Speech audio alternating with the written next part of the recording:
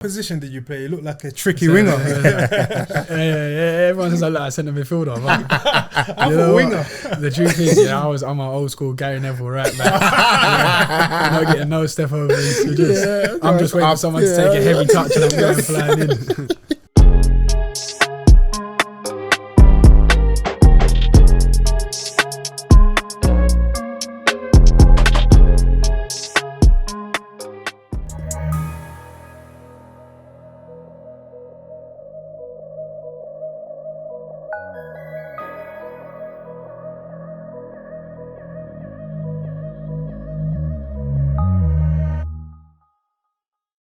Hello listeners and welcome back to another episode of the Beautiful Game podcast. I'm with my right hand man Dej and he's sitting on my left. What are you saying to me, brother? I'm good, brother. You know, another guest, another episode. I think consistency is the name of the game, and also getting like viewpoints from different angles of football, managers, players, you know, coaches, parents, you know, and I think today adds a different layer as well. So like, yeah. 100%, man. We've been talking off air. This is one that I'm obviously very excited about. But before we introduce our special guest, I just want to plug the socials at podcast_TBG on Twitter, at TBG Pod on TikTok, and at pod_TBG on Instagram. Leave a comment, subscribe to the YouTube channel. We're on the road to the 30k subscribers, so please show your support by helping the channel grow. We are delighted to announce we are joined in the studio with the main man, Brody Cousins. Welcome, brother. Thank you. How you doing, bro? You good? Yeah, I'm all good. How are you guys? Very well, thanks, Very bro. well, man. You know what? I think the best way to start this is to probably just give us some context about you in regards to like what you actually do. So you took an Uber here today, right? Mm-hmm. And you're sitting in the Uber and the Uber driver says, "Hi, like, what do you do?" What do you say?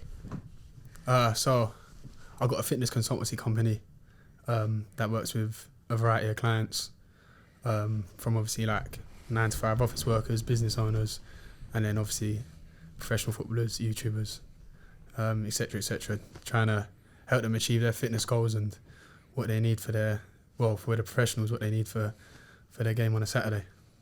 So like, how did you get into that? Because obviously to be in this space, did you play or do you just know the right people? Or how would you say you like got into the position? I've always, like, to be fair, my network's always been quite good, but I didn't actually know any professional footballers when I started this as such.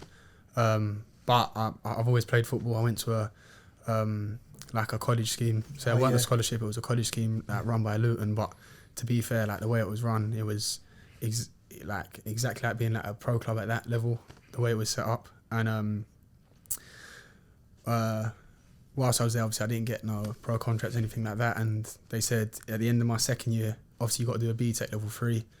They said, "Is there like anything you want to do moving forward?" And I said like the personal training, because I see a guy called Jamie Velocity. Jamie's been doing this for a while now. I said what he does, if I can't be a footballer, for me that's like the next best thing. So thankfully like Luton and they put me on the course. Luckily at the time they were sponsored by Barnfield College, so we went there, carried on training like full time for a year, and then from that's how I got into it. So what position did you play? You look like a tricky winger. Everyone says I look like a centre midfielder. I'm a winger. The truth is, I'm an old school Gary Neville right back. Not getting no step over. I'm just waiting for someone to take a heavy touch and I'm going flying in. So in terms of like progressing, so obviously, you know, you didn't make it as a footballer, then you went into, you know, a different avenue. So like, what sort of steps did you take to get yourself into a position to start building?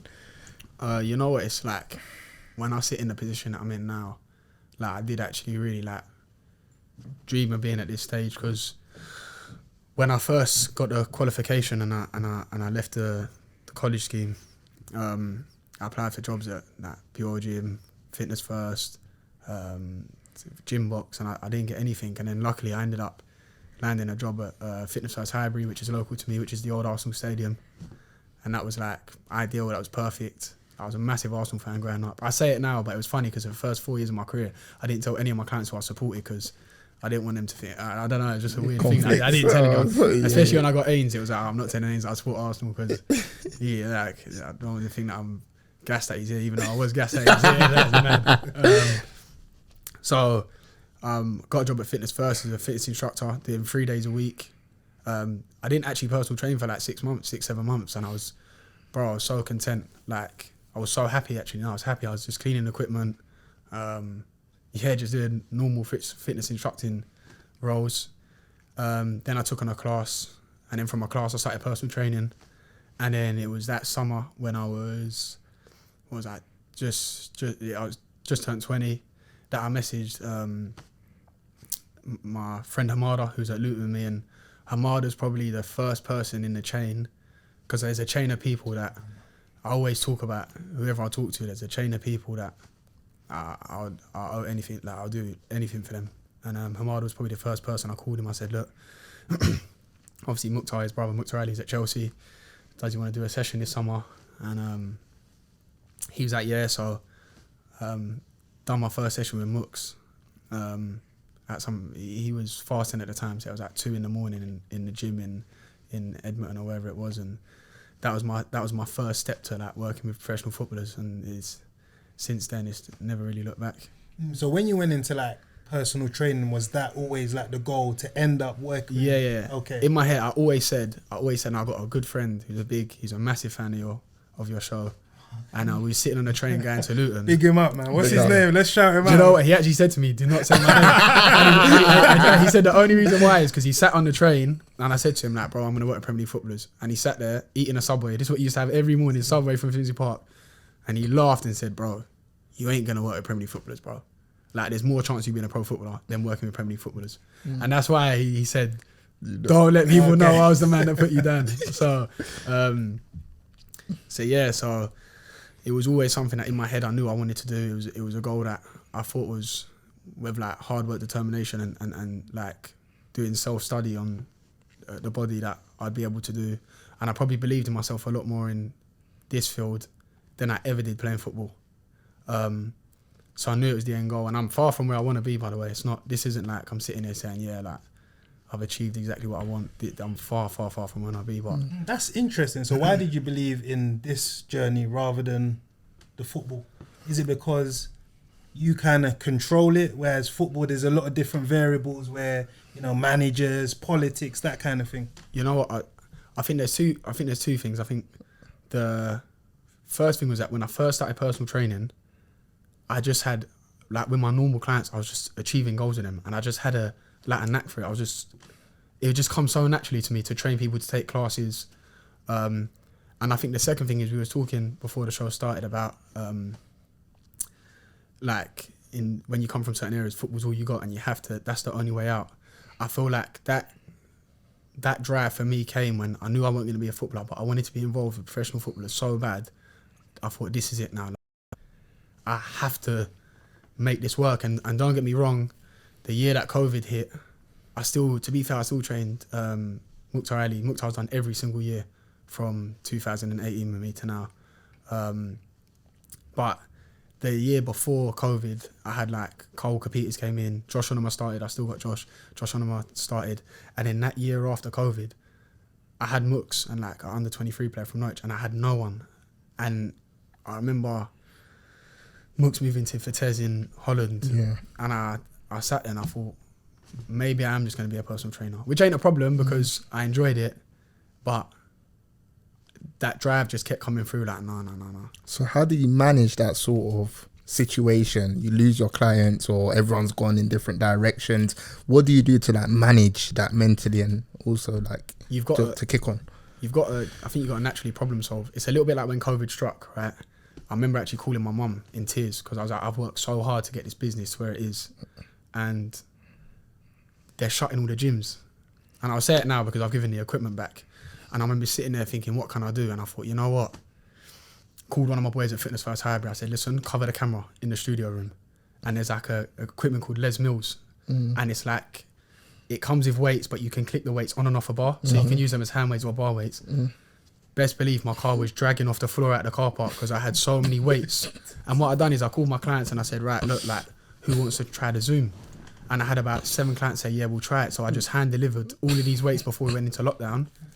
And to be fair, my business was good in lockdown. Like, I wasn't bothered about coming in or out. I wasn't bothered about it.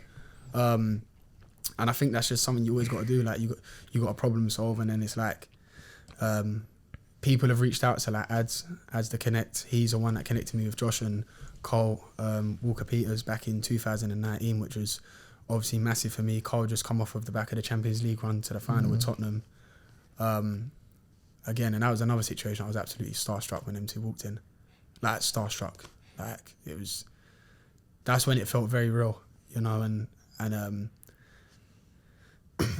it's a moment where in your head you're like, will a Premier League player ever want to pay for my service? Because that's like, remember, they're top clubs. And then I remember sitting down with Josh and saying like, right, did you enjoy the session? He said, bro, I loved it. And then I gave him the price, and it's like everything went like, in my head went dead silent, because you never know. And he's like, bro, yeah, of course, like we do them 4 or 5 sessions a week in the off season. And I was like, it weren't necessarily about, it's not about, and I say this now, it's not about the money that you make, it's the fact that these players are saying like, we trust you. You know, that's a big thing for professional athletes to say, like, we trust you privately. Something that's not, it's big in America. All the NBA players, like, they've all got personal trainers. That's like normal. But in this country, it's still not like a natural thing to have a personal trainer, especially in season, which obviously now my business is starting to grow massively in season. Because you went through a journey. Like, I want to talk to you about like your family, because to make that leap of faith from doing what you were doing into what you're doing, it's like you need a lot of things to happen to make that dream happen. Were your family like always supportive, or did they doubt it? Did you tell them, oh, mum, dad, this is what I'm trying to achieve. Yeah. It might take X amount of years, but hang with me, like, support me. I think the relationship that I got with my mum is like, my dad was murdered when I was 6. So me and my mum are extremely tight, but being real, my dad wasn't like, I'd see him every weekend, but my mum played every role for me growing up. You know, my mum was she's a very hard worker. She had 3 jobs when I was working, like coming up. And I watched my mum go from a cleaner to an NHS to a practice manager. You know, that takes a lot of hard work. And so I think because my mum's got that work ethic and that got embedded in me, I think my mum believed anything you want to do, like, you can go and do it. So I was never scared about taking a risk, because I knew that I had that support system at home. And I think, like, for people that don't have that support system, to really go and achieve your goals and dreams, because I'll be honest, nothing's plain sailing. Like, nothing is plain sailing at all. Whether it's with work or how you are in your own life. I've had problems in my own life. Like, there was one time when I built up mad parking tickets, bro, like crazy. Like, I know it sounds silly, but I'm talking like racks. Yeah. And it's like, this is to the point where one of my off season, that's what I was clearing. I was clearing parking tickets with one of my off seasons like 2 years ago. And but that affects you. Like, it's stress. Do you get what I'm saying? Like, but I've always had the support system to be like, it's fine. My mum said to me, this year, you're sorting out your immature behaviour with parking tickets. But look what you've done. Next year, like, you kick on. So I'm quite fortunate with the support I got at home from my mum and that. So in regards to like sort of what you offer to athletes, like, let's say if we, you know, put in a hypothetical scenario, I'm a footballer that's struggling at the moment. My game is not going well. I'm not playing well on the pitch. Why would someone want to come to you to seek your services? To be fair, when I first started, I only ever done strength and conditioning. And I think now, because of how my socials look, people forget that my clients actually all do strength and conditioning with me. It's just the off season, a lot of it's on field. Yeah. And again, it was actually Mooks in COVID that said, like, do you reckon we can get a pitch somewhere? We used a public park.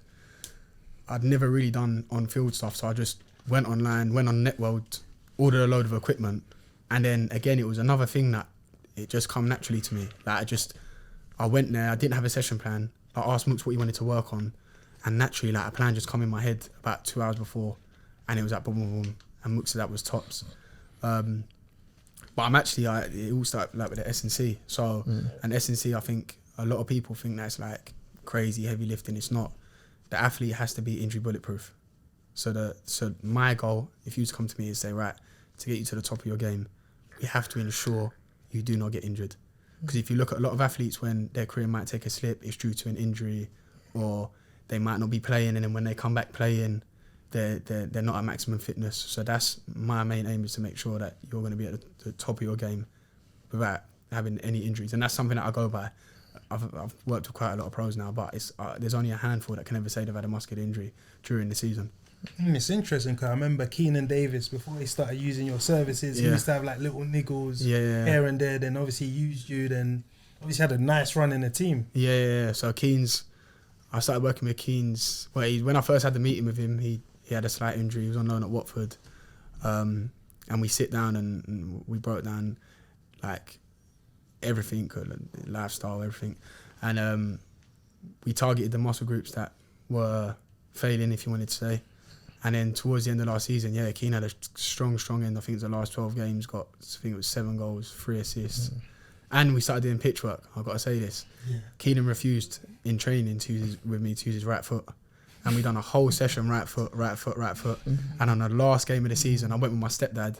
And my stepdad, Keenan's dad, sat down and we watched the game, and Keane scored with his right foot. I've never been, so I don't think Watford fans understood why I was going so crazy. Like, this guy's moving mad. Like 2-0, they're not getting promoted. They're not sure if Keenan's coming back, because obviously he's on loan from Villa. And I'm going wild because he scored with his right foot. I mean, it weren't the cleanest goal, but listen, a goal's a goal. That's it. So in terms of like drills, so I'm struggling with my ankle, for example. What sort of drills would you use to sort of diagnose the issue, get to the bottom of it? So with your injuries, it wouldn't necessarily be drills. It would be, it's in gym, isn't it? Okay, so mobility work plans, like mobility is a big thing. Like obviously Ainsley's over at Leon now, but we do 2-3 mobility and injury prevention sessions a week. So it's just certain exercises that's going to strengthen and mobilize that part of the body. Yeah, so like I came last week to watch one of your sessions with a few pros, and that I was enjoying it. Like Jay De Silva was slapping them in. A few of the other boys as well, just slapping it in. And the thing that I came away with it was like the camaraderie. Like I think these are boys that might not have met before. I think this was the first, but it seemed like everyone knew each other. Like it was energetic, it was vibey, but the work was getting done, most importantly. So it's like I try to create like a family environment, and I feel like that with all of my clients. So obviously Friday session was Jay De Silva, Ty Backinson, Nesta Guinness-Walker and Nathan Tormey. Then obviously I got my goalkeeper in goal, Will Hunt. It's a big part of the business, because I think one of my unique selling points from a business point of view is that I always have a goalkeeper in goal. You know, I need a moving object in goal. It can't just be a still, like, and that's not putting down anyone that uses a session like with the nets or puts a goal in the goal. But for me personally, I invest in a goalkeeper to be in a session, so you get a more realistic feel of what happens in the game, you know. Ains loves it because he dinks keepers all the time. He's terrorising some keepers in my sessions. But so I think obviously Ness is at Reading. Ty and Jay played with each other at Bristol City. Obviously Jay's at Cov now, Ty's at Chef Wen, and then Nathan was at Arsenal. He's currently a free agent. But apart from Jay and Ty, that's the first time we've met. But as you know, like when we first get there, I want all the boys to have banter together. I want it to be like a change room feel before we start. Because the last thing you want is like you turn up, warm up, you get going, you know. Because you never know how a player is in terms of your confidence at that moment in time as well. You know, if you look at Nathan, like Nathan has unfortunately had a few injuries in the last few years. So that would have been his first time training in a group with pros that have been playing championship week in, week out. So you want everyone to feel comfortable so then they can really relax and showcase their ability in the session and get the most out of it. No, 100%, bro. In regards to like managing your schedule, how do you do that? Because you must be busy. Like, really and truthfully, I was thinking about if you was going to ask me something this before I come on. And it's like, my one like downfall I'd say is I don't actually look after myself properly, and I know that. Like, everyone said to me, like, because obviously I've done some work with like Steven Bartlett and things like that, and everyone always asks me about the whoops that he's got. The only reason I don't wear the whoop is because I know it's not going to look good. So for my own mental health, for my own anxiety, is bliss, isn't it? like, you know, I get up at 4 Monday to Friday. I get up at 5 Saturday and Sunday. And I could, like yesterday, for example, so my first session was 5 a.m. I worked 5 till 8 in London. Then I drove up to Coventry for an in-season mobility session with Jay. Drove back to Wadham Lodge in East London. Then drove back to Islington for a few more in-season sessions with pros. Then I've obviously, after 5 o'clock, I've got my 9 to 5 clients that I can name loads that mean a lot to me. Dave, Kate, Jonas, Dave I do before or after work. So like last night I'll get home at like 9:45. And then I like my own training always gets disregarded, and that's something I'm trying to work on, my sleep and my own training. So I've trained every day this week, which is like the first time since before I had my camp in Dubai in June. That's only because I knew there was a cameraman in Dubai, so I needed to get that pump. Couldn't have little Cordy standing next to me. No, so in terms of like planning, because again, as you said, you're driving up, down, and everywhere. So do you feel you always have to be at the session, or are you trying to get it to a level where it's almost like a franchise where Brody Cousins Fitness, it's got the same feel as if you were there, but you're not there, if that makes sense? So you're working on your business and not in your business all the time. It's hard. It's because I feel like, especially with the academy, because I've got the Brody Cousins Academy now, one of the hurdles that I've been facing is that a lot of the kids obviously want to work with Brody Cousins because it's in the name, and that's the one they see on the Brody Cousins Fitness, working with Maitland-Niles and Chances and whoever. So, but I've now got a small team together.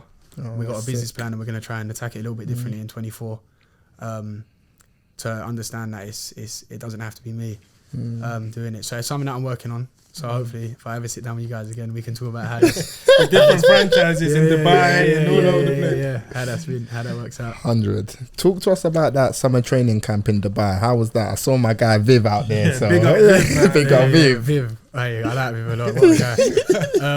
So Dubai is something that it's something I always say is that I've had a 10-year plan. I've got a lot of things on my 10-year plan, and Dubai was one of them that. After the first off-season with Mooks, obviously I've always been really close to Hamada. And I said to Hamada, I said, bro, one day we're going to do this in Dubai. I was 20 years old at the time, so it was 6 years ago. I said, one day we're going to do this in Dubai. And Hamada said, no, 100%.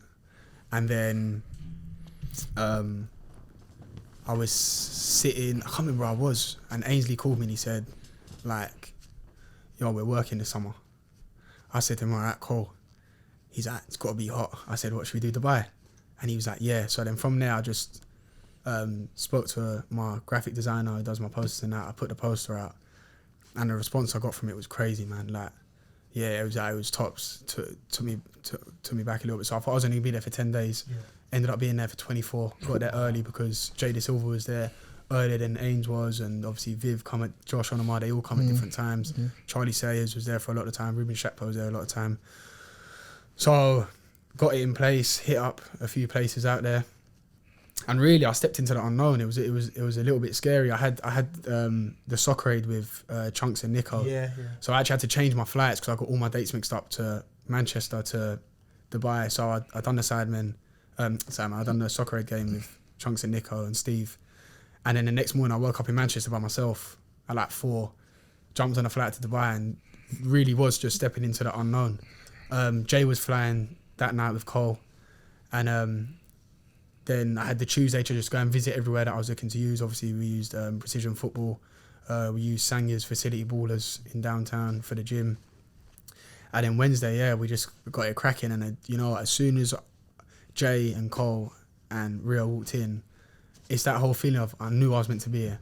Yeah. Like what I said throughout, there was moments in my career I was like, this is what I'm meant to be doing. I thought, yeah, this is what I'm meant to be doing, and it's and then ended up having like quite a few people whilst I was there repost, because I done a photo that these are take the mick out of, because I done about like 3 Vianney pictures in like 4 days, and I done one in Dubai saying like touchdown Dubai, and like Kieran photo KCP, like a few people reposted it for me, and I couldn't believe how many DMs I got, to the point where I was saying to people like, no, I haven't got space, because what I've never wanted to do is I've never wanted it to be like 20 players on a pitch. I always want my stuff to be tailored.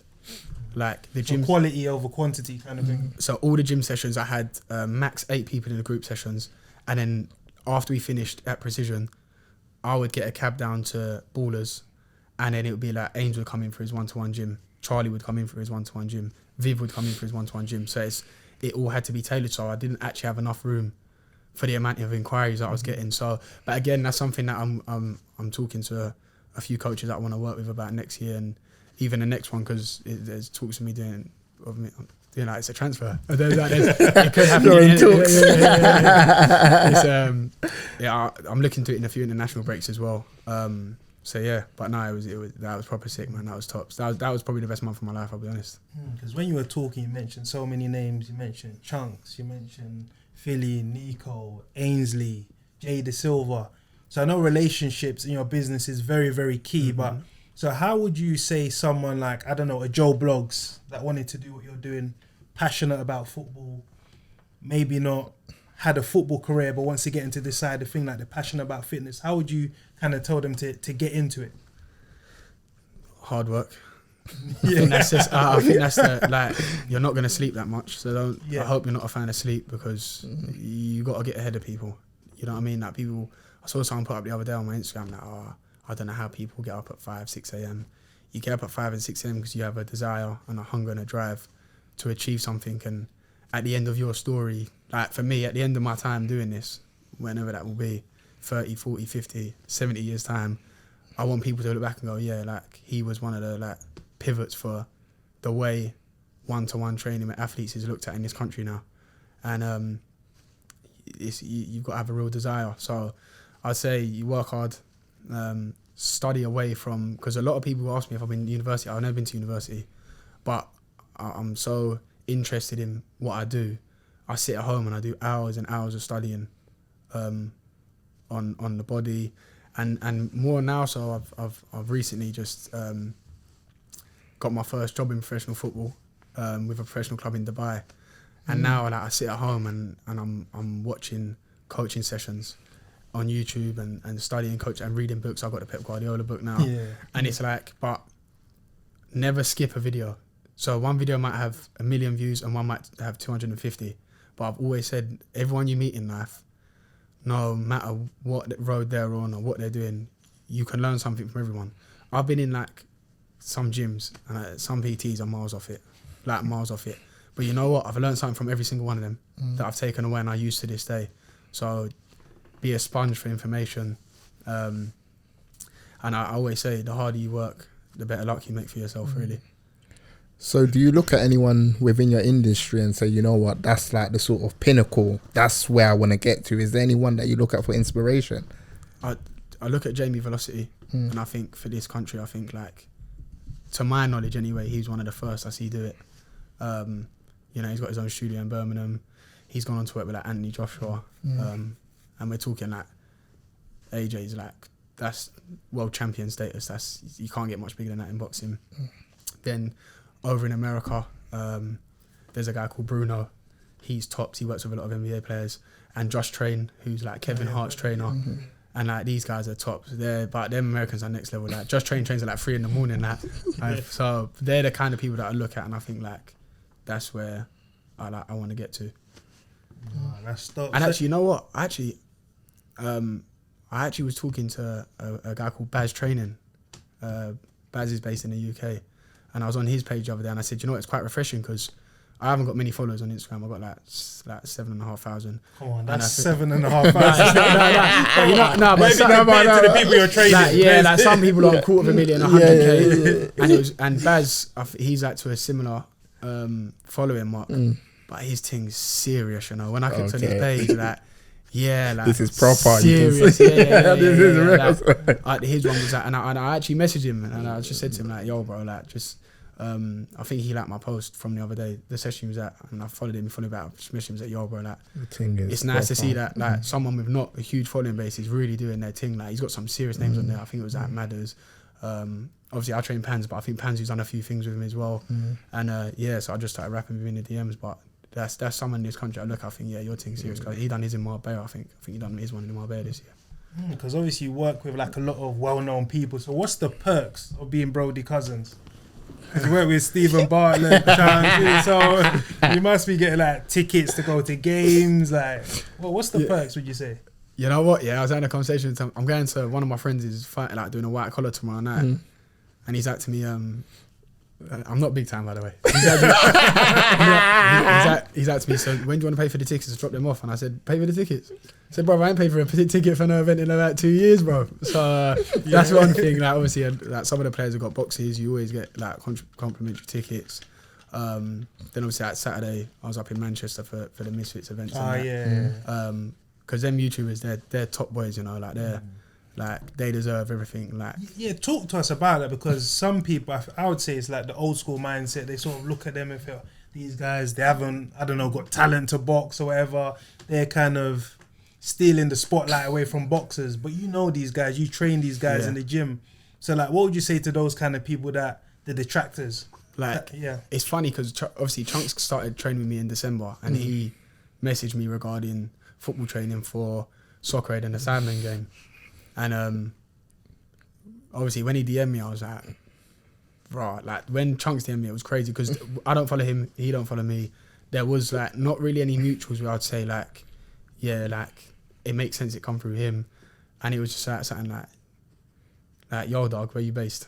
And I was like, right, this is mad, you know. But I don't actually know much about YouTube. So I only really knew Chunks. I watched Does a Shoe Fit in lockdown. So he came in, and obviously when on his first session, like it was at December the 27th or something. Like, it was freezing, it was raining, and I remember saying like, you got a vivid memory. There's a few sessions I'll never forget. This is one of them. So it was like, and he wanted to do like 7 p.m. But when I tell you it was raining, in my head the session was cancelled. and I hit him on Instagram, because obviously a lot of these people you talk with, and that's what I always say, when these people then finally give you a number, that's when it takes a long time to build this trust and seconds to break. And that's when I know that I'm locked in with these people. So at the time he was talking Instagram, and I messaged him like, yo bro, like all good for this evening. And when I tell you it was raining, it was like bad. And he was like, yeah bro. So I thought he was going to turn up with like an entourage, and he came by himself. And it was like, Chunks is like probably one of the nicest people I've ever met in my life. Like, he's humble. Like, I say to him all the time, like, you deserve everything you've got and that's coming your way. But they work extremely hard. Like, Steve Bartlett came in, and his session, like, they're so, you can see why these people are so successful. Nico as well, like, Nico when he comes in, and like, what I've got to know of Nico, I think when he got onto that island on his recent, he had a YouTube where he got onto an island where it's like illegal to go on this island, it's completely banned. But when someone said to me, oh, like, because everyone now says to me, like, they talk to me like, I know everything about these guys. Like, you know, Nico just got into the island, but this island on his YouTube, but from his characteristics, I'm not surprised. And now that I've got to know him on a personal level, when he ran for mayor, and he done as well as he did, I'm actually not surprised. Like, I feel like he's just anything he says he's gonna do, Nico's gonna do it. He's that determined. So there's a lot of people that throw like a lot of shade on these YouTubers, but when you actually know them and their work ethic and how hungry they are to get to where they are and even further, they deserve a lot more credit and respect. Like, after the Sidemen game that we recently at the West Ham Stadium, was back at the hotel afterwards. And Chunks, I don't know much about YouTube. I only started watching it recently. I said to Chunks, how are you doing? He's like, bro, I'm uploading my video from today. I said, what? I said, bro, have you eaten now? Are we going to chill? He's like, no, I need to get this serious. He said, I'm back on YouTube. This video needs to go up. Bro, that video was up that evening in the game. And it's not like we just see like the clips and the cuts. There's a whole process of making it all come together. Like you guys know with your podcast, it's not as easy as they just sit down and all clicks into place. You know, so it's they're top guys, man. They're top. Even like training iShowSpeed, because he's like a international, global sort of superstar, isn't it? How is that experience, man? That all come out again. Like I always say, it, like Hamada, Ads, Maitland-Niles, like Illy, like these are people that like are proper made. If you take them 4 people away, Brody Cousins Fitness ain't Brody Cousins Fitness, and I'm not too quite sure where it would be at today. And Illy's obviously the one that sent Chunks my page at the time. So Illy called me. He said, yo, you're around Thursday night? This was on Wednesday. I was like, yeah. He's like, yeah, be at West Ham's training ground because Nico's doing a game for the Sidemen game on Saturday. So I said, all right, cool. So I've gone down there and sitting there. And Nico's come up to me and gone, Brody, what are you saying? Obviously, I've trained Nico at this point in time. Nico, what are you saying? He's like, yeah, good. You need to get mic'd up. I said, what? He's like, yeah, you need to get mic'd up because you need to talk to the camera, you need to do this, but apart from doing a few podcasts, I've never been mic'd up. I don't have YouTube. Like, it's not really been. It's not your world, basically. I do my training. I have my banter with my close ones, and that's about it. So he's mic'd me up, and he's gone, right, go and listen. They've got a whole camera crew there. This is like proper. Like, there's like 20 people. There's like mics, and they're like, right, cool. You have to turn around, introduce yourself. You're the pro football coach. And I was like, this is crazy. But as this is all happening, I'm already nervous. I've turned around. I've gone, hi, I'm Brody Cousins. As that's happened, I can hear this mad noise coming from the car park. I see iShowSpeed walking. Yeah.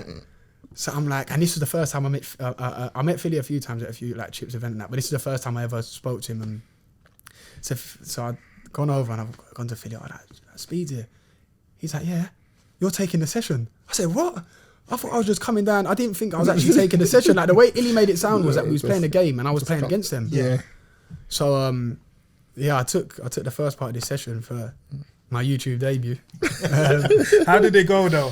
I was sick, man. It was sick. And you know what it was? At the Sidemen game, like 2 days later, like Speed, like he missed the pen, didn't he? Mm-hmm. So I've gone into the hotel thinking that like Speed's not gonna remember who I was on a Thursday night, and he's there and he said, "Coach, we didn't do penalties." And I was like, "This is crazy. This is Speed and that." And then like, so that Sidemen game was quite, because these are all laugh at me, but I signed a few autographs that day. So fans were coming on, bro, I remember you from YouTube. That's crazy. So we were going to the car. That's mad glow up. But see me, I said, I like all that stuff. I'm not gonna lie. That's the man. Yeah. So Illy was going to the car. It was me, Illy, Carl. Carl's that does like the actual gym personal training for Chunks. Philly, Darkest and that. So we're walking through.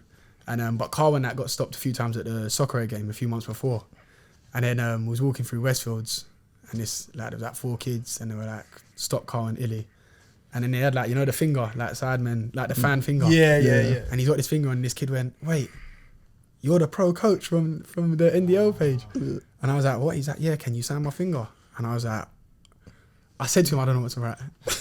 And you know what the kid said? He's like, "Well, on your Instagram, it says BCF, so just do a BCF." Yeah. So then he done that, and then there was a few more kids down there, like, "Yeah, I'm giving it the whole, yeah, I'm used to this, this is normal." This is what I do. So that's like the effect that the YouTube being involved with them lot has had. I feel like in the footballing world, people will recognise you a lot more, but since being with the YouTubers, that side of things is, it's different crazy, level. Man. Crazy. Yeah, talk to us about working with Steven Bartlett. He's probably got the most viral podcast in the country at the moment, dominating the scene. I'm a big fan of his. So talk to us about how that opportunity came about. Steve, again, right? It's mad. It was just like, I remember just being on, my notifications were off on my Instagram, and then I went onto the app, I've swapped into the DMs, and it was like Steven with like 2 messages.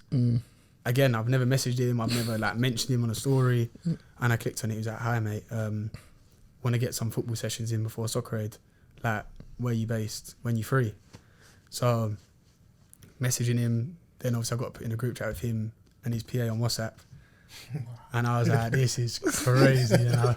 And then again, I don't know what it is. It must be my luck, because I have this thing where I get them all to sign a blank piece of paper with a HB pencil we used to have in school, but the HB pencil was not sharpened.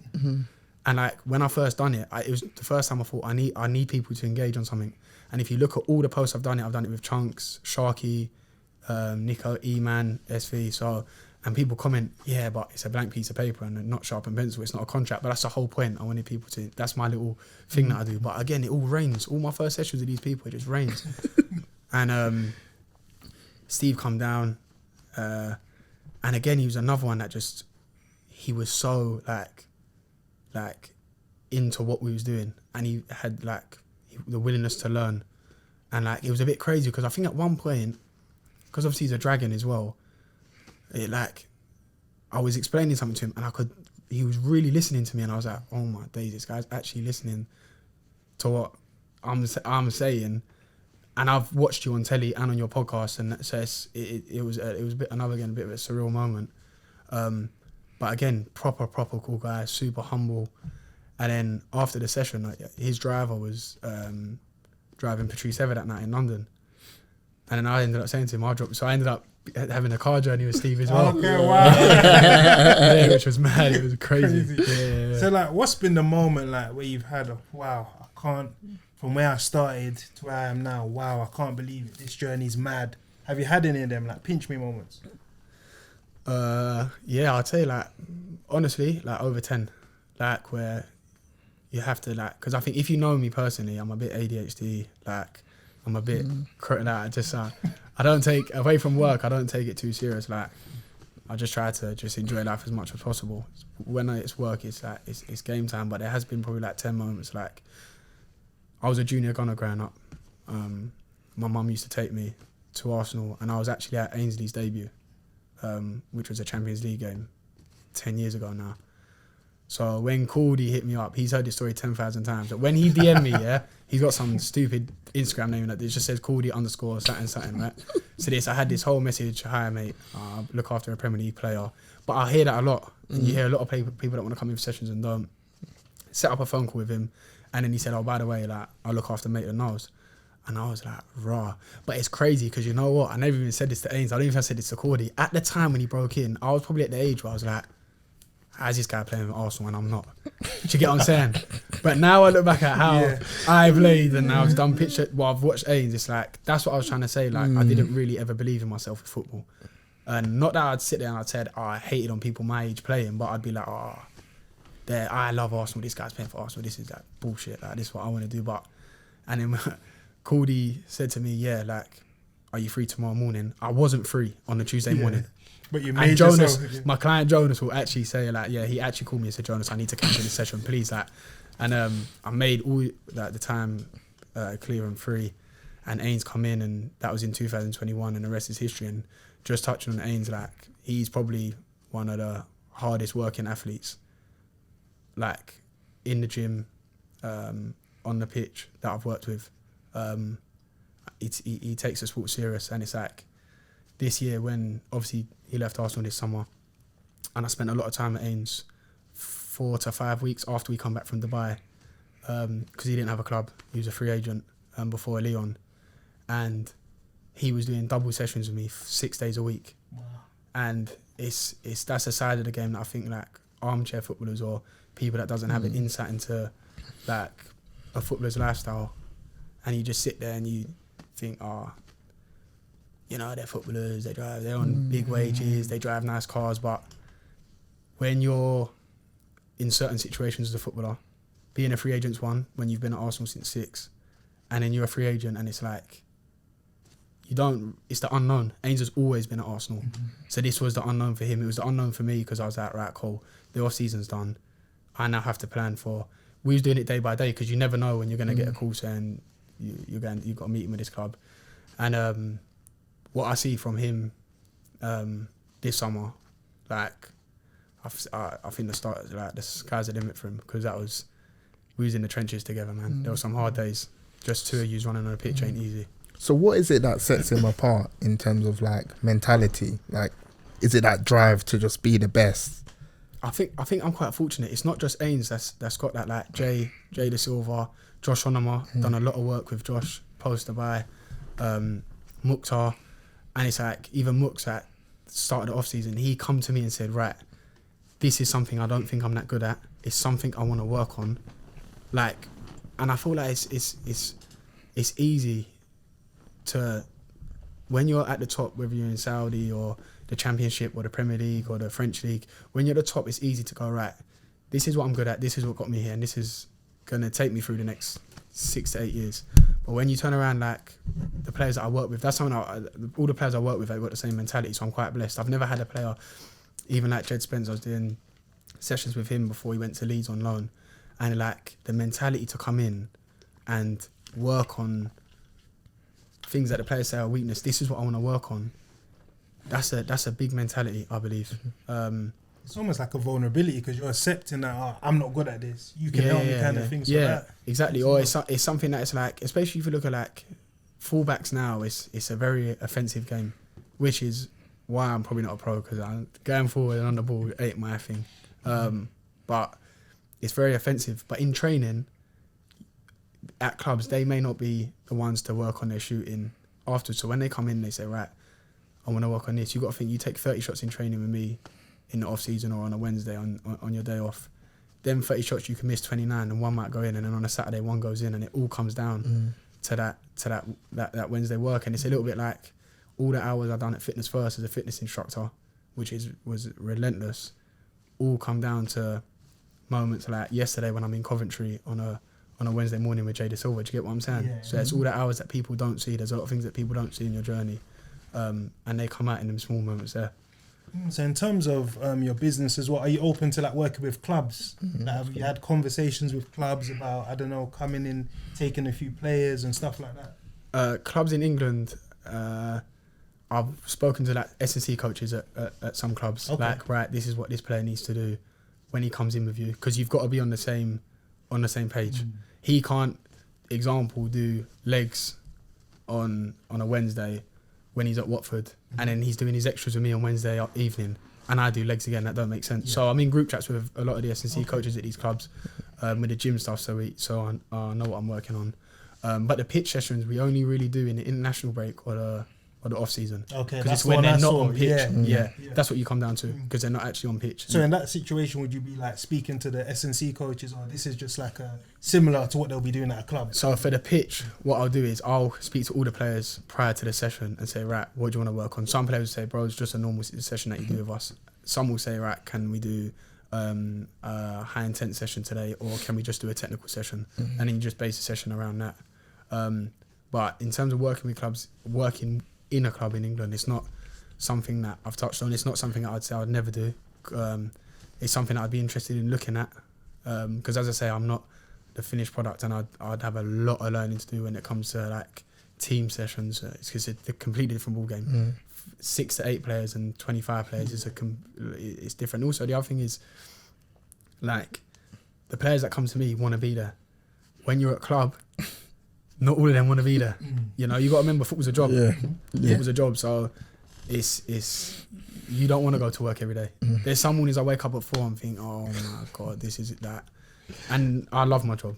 Football is the same, and YouTube's the same. So managing 25 players in a session, and maybe 5 don't want to be there, and them 5, you never know, them 5 might be the best at that club.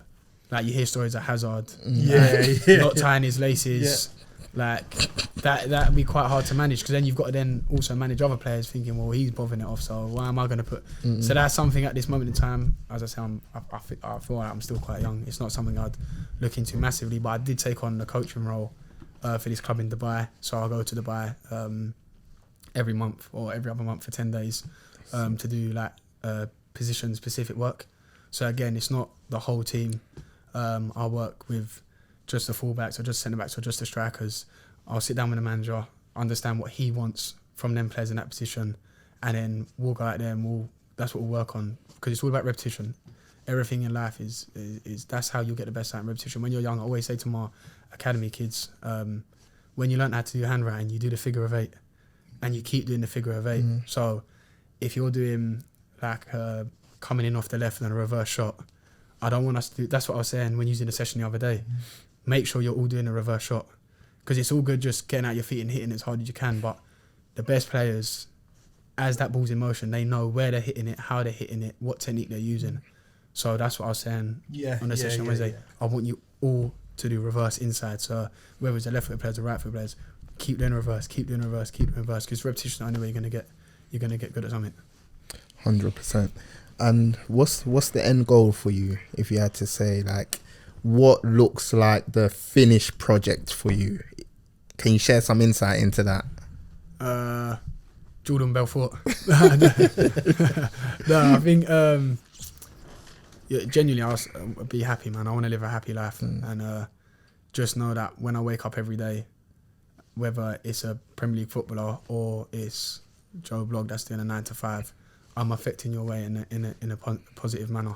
And whatever I'm doing in my involvement in your life is positive. Because also, like, with your role, you have to like almost be like a psychologist. Because some people can turn up and you can just see they're not at it today. Something might be going on in their personal life and stuff like that. So how would you adapt yourself to that? Do you try and bring the energy, or do you think, you know what, we're going to do a light one? How do you manage that? This is something I learned about managers, and why I think managing a football club is hard, because, or managing in any job role is hard, because you've got to manage people. And managing you three would be completely different. You know, some people want like arm around the shoulder. Some people want hard authority. And it's like, again, going back to Ainsley, there was one session in the summer when he didn't have a club and we was in the gym and I could tell he didn't want to be there. And I looked at him and in my head I thought, this is where I'm going to find out a lot about you. Because me and Ainsley and like he's that family now, called his that family and that to me, so I'm close to them. But in that moment, I looked at him and I thought, you don't want to be here. You probably don't want to hear my voice no more, counting down numbers. Like, we've done the gym session. This gym session was done, and he had a like a heavy finisher on the bike, on the watt bike. And he looked at me, and I knew he don't want to be. And I actually thought for a minute he ain't gonna do it. I thought, yeah, Ainsley ain't gonna do it. It was at 8 o'clock at night in the summer, and he got on the bike, and it was the best numbers he hit on the bike all summer. And it's like, that is when you get to learn a lot about a person. And in that moment, I didn't push it on him. I said to him, Ainsley, this is down to you. Because I know Ainsley's a person, you can't be pushy. Where with like one of my other clients who I just do weight loss with, he needs to be pushed. So I have to be like, come on, Cordy. But you have to learn them. It's personal. At the end of the day, it's personal training. You have to learn them on a personal level. Because at the end, there's thousands of personal trainers these people can go to. There's thousands of coaches they can ask to coach them. But your client is buying into you as a person. And that's how it becomes personal. So you've then got to learn, how do I manage this person and get the best out of them?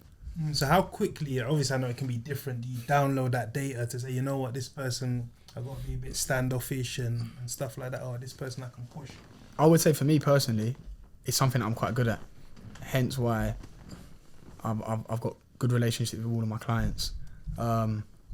Because it's not easy. You know, it's not easy. For ages, actually, to be fair, at the start, you lot have seen Ainsley play, his face. I don't know why this guy never looks happy. And it was like, after like the first gym session I had with him, yeah, like Jay, very smiley, Josh is smiley, and the first session I done with Ainsley, this guy's face is like, and it's funny because he's got a little man now, yeah, and his little man's got exactly the same face. Maybe it's just a game face. And Ainsley had this face, yeah. After this gym session, I was at him like, that was my first like big Premier League footballer, like obviously FA Cup winner, 6 caps for England, and I said to him like, did you enjoy the session? Yeah, it was sick still. I'm gonna shout you, yeah. And that was it. That is it. Off he walked out the door, and at the time I thought, yeah, I got the snap for the gram anyway.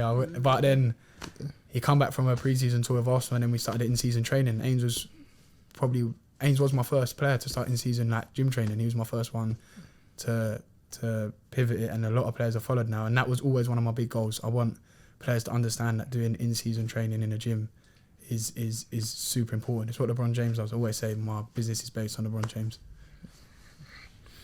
So before we wrap up, we just want to talk about life outside of your profession. But is there life outside of his profession? Because 24 hours. Yeah. What do you like getting up to at least try and wind down? Bagatelle on a Sunday. And what else? You know what? I'm quite fortunate because like now it's like I get to travel to like Italy for Keens at Udinese. I get to, like, I've been to Lyon like 2-3 times now to watch Lyon. So like I'm quite fortunate that the thing I like doing is watching football, and I've now got to a stage where it's like every weekend I try to go to a different client game, whether that be Cov or Reading or like Michael Hector's at Charlton. So that's like my escape. I think unfortunately for the people close to me, their escape's trying to get away from me, because when I'm with them it's 100 miles an hour. But yeah, man, I just spend good time with good people. So like, what's the cost of you, like, obviously you're always on the road, when you're by yourself, like how is it? Are you happy? Like, I've got the best job in the world? Or is there sometimes where you're thinking, I need to look after myself, like you said? Or so are you truly happy? Am I truly happy? Yeah. Yeah, I'm truly happy. I love my life, man. Like, genuinely, I love my life. And it's like, recently, Ains gave me a pogo. You know the pogo, like the PS5, you put the PS5 in it, it turns in, you can play PlayStation. I haven't had a PlayStation since like FIFA 19 was my last one. But it's funny, because on my 10-year plan, I actually wrote down, and I forgot I wrote this down, have a FIFA team with your clients. and I'm actually 2 clients off of. I got career mode, Coventry, Premier League. Get me, Jada Silva's there, skipper, But I've actually got like my FIFA teams that it's got like Jay in it, Jonathan Manzu, Jake Clark-Salters, like Mukhtar Ali, Ty Backinson. But for me, to people listening, they probably think, what's this guy talking about? But for me, that was one of my. I'm never gonna be on FIFA. Hear that. So what can I do to like feel like to be in FIFA?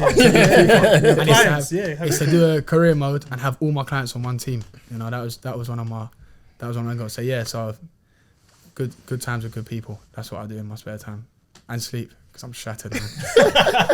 What, are you shattered now? Yeah, can we wrap this up? How many hours sleep do you get?